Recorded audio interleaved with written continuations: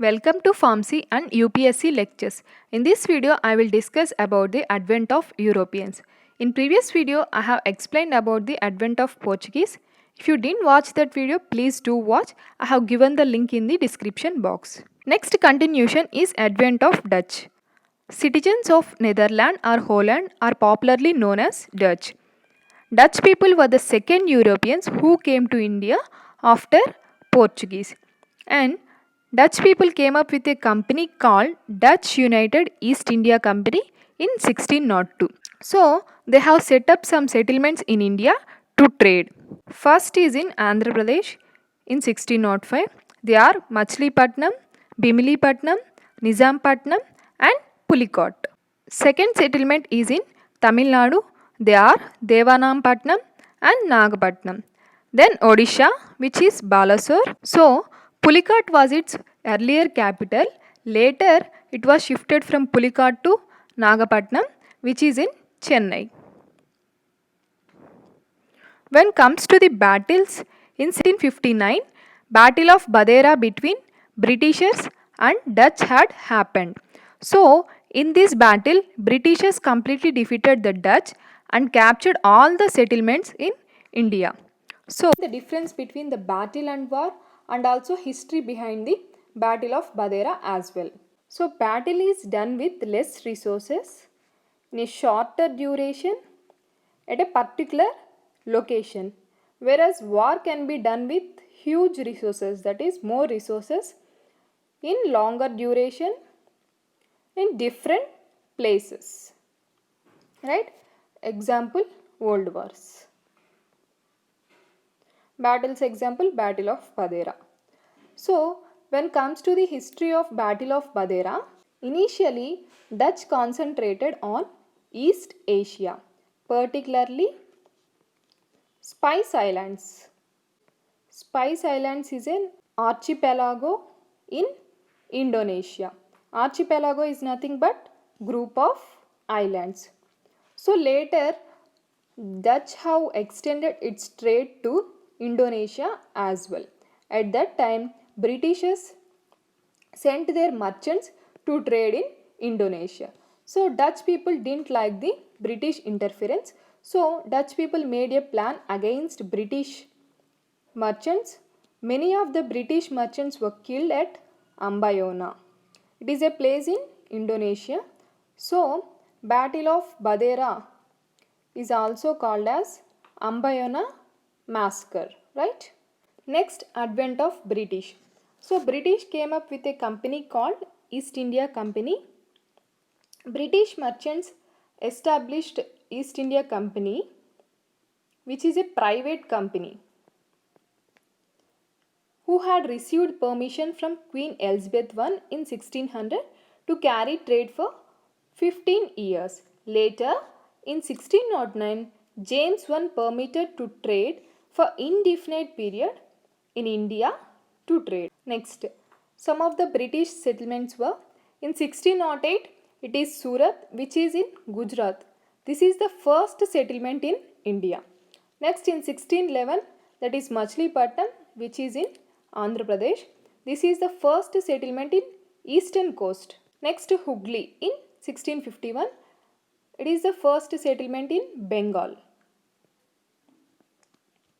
Next, British selected 3 headquarters for trade in India.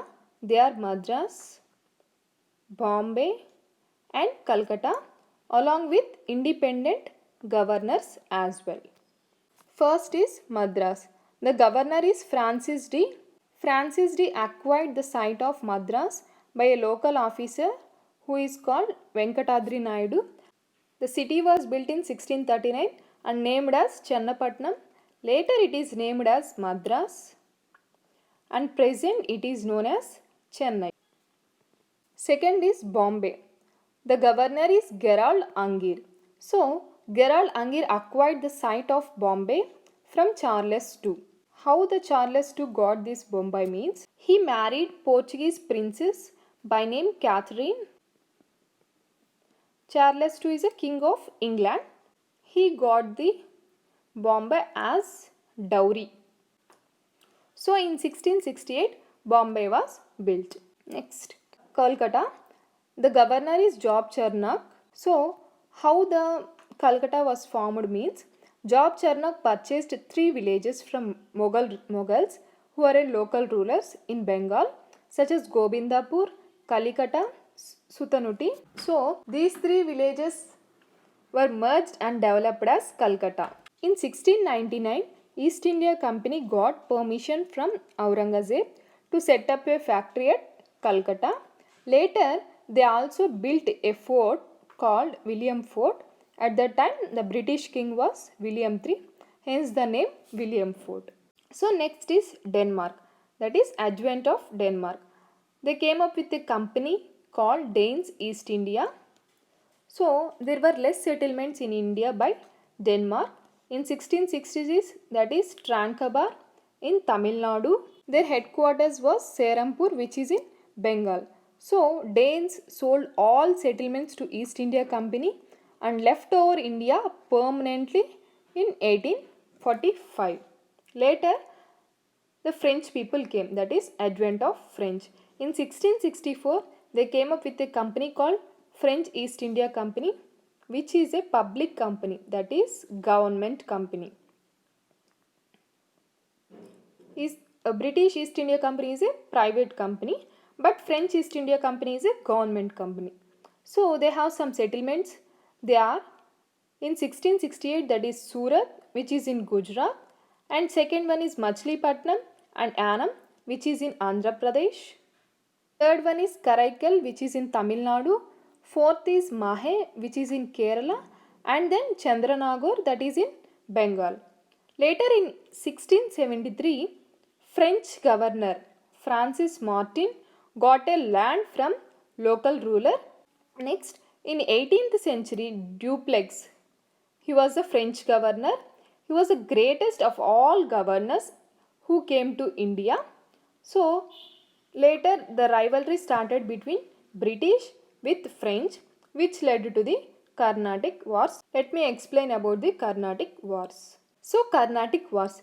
Carnatic was originally a Mughal province under the rule of Nawab Anwaruddin, and the Carnatic capital was Arcot. So, Carnatic is in Tamil Nadu.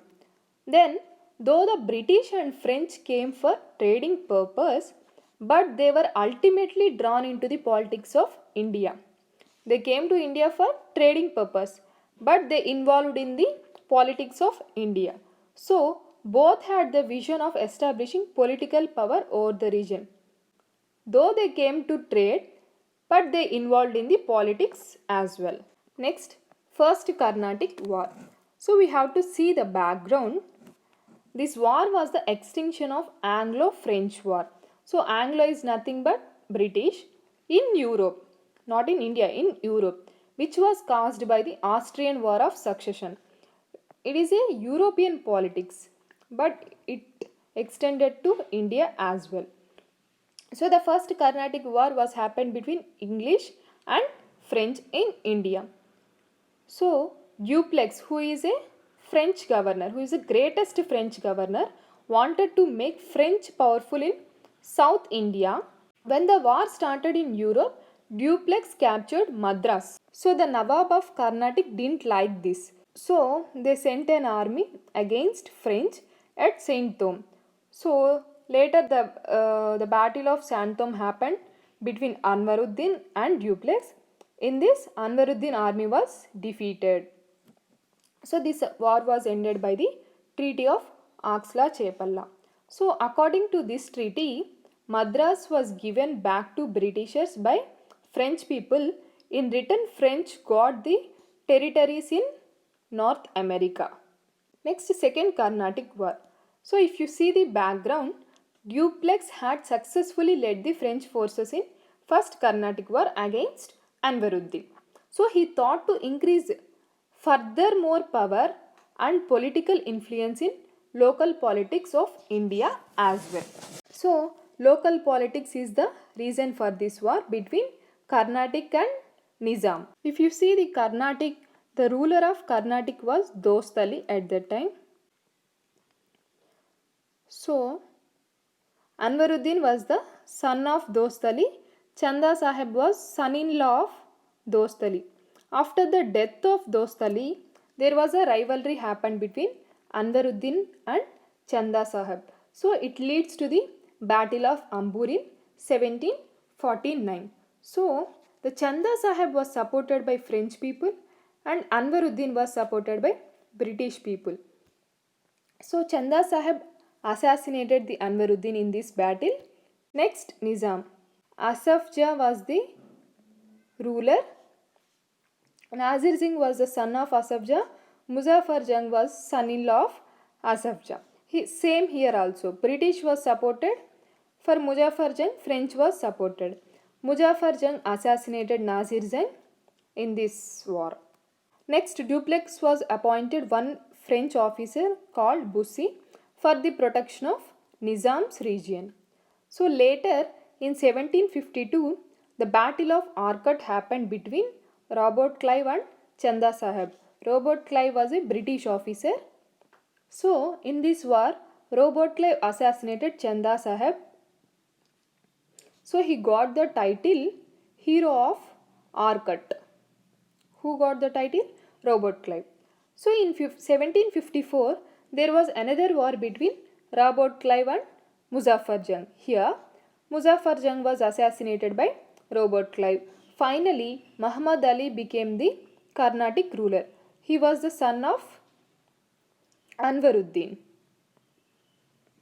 So finally this war was ended by Treaty of Pondicherry in 1755.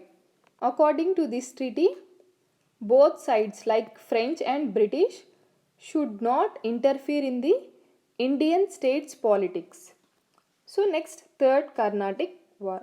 If you see the background, in Europe, when Austria wanted to recover Silesia in 1756, the 7 Years' War was started.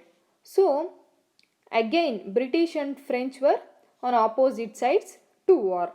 In 1758, French army captured English forts of Saint David and Vijayanagaram. So English became offensive on French, which led to the Third War. Next, Third Carnatic War. It is a Saptvarsha, means 7 Years' War. So in 1760, Battle of Vandavash between Sir Eyre and Viscount Lally. Sir Eyre is a British person. Viscount Lally is a French person. So in this war, French was completely defeated. So this war was ended by the Treaty of Paris in the year 1763. According to this treaty, Mahe, which is in Kerala, Chandranagore, which is in Bengal, Karaikal, which is in Tamil Nadu, and Pondicherry were given to the French for only trade but not fortification. So these are the Carnatic Wars. If you have any queries, please ask in the comment section. If you like this video, please do like, share and subscribe to our channel. Thank you. Thank you so much.